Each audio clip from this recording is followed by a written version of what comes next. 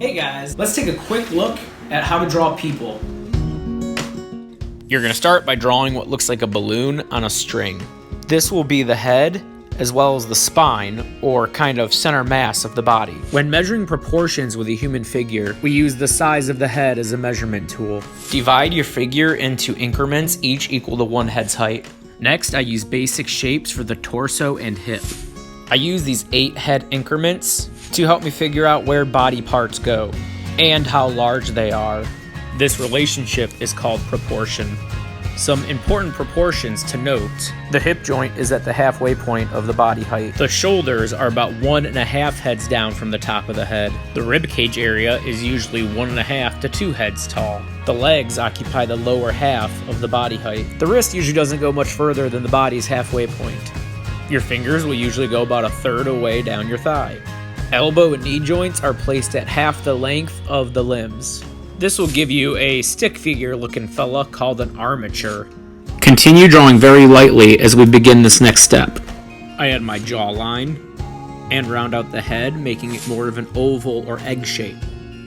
At this stage, I start using shapes to block out my muscle groups. Each muscle has its own shape and size and way it moves. But to help keep it simple, I'm sticking with mostly circles and ovals, almost a sausage shape.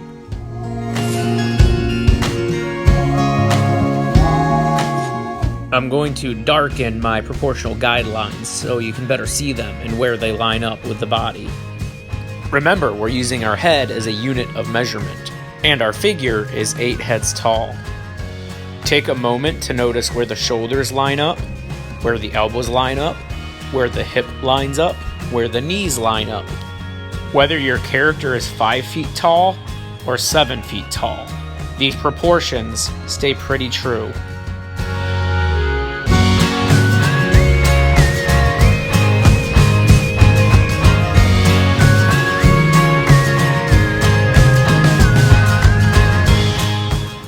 Now I will apply those same techniques and steps, but this time to a character who is in a pose.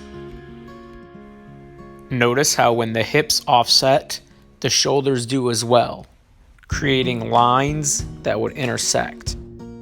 Even though my lines and shapes go in different directions in different positions, I'm using the same lines and same shapes in the same steps that I did before to create this drawing.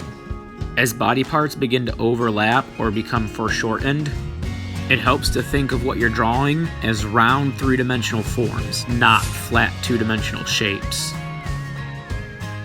So far, you should still be drawing these steps fairly lightly.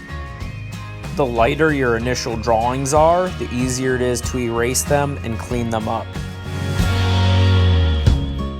The next step after this, when I switch to a red colored pencil, will represent the lines we want to have when we are done erasing and cleaning everything up.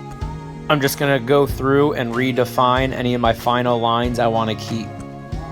If you plan on adding thick or bulky clothes or accessories, you won't want to get over detailed, especially with muscles. Next, let's take a look at adding clothes. It's very important that you remember the body is not flat, it is round. To help suggest this roundness, you'll want to keep curved lines. Avoid using straight, flat lines.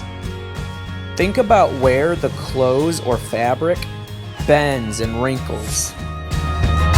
Alright, there we go. A super quick look at how to draw the figure.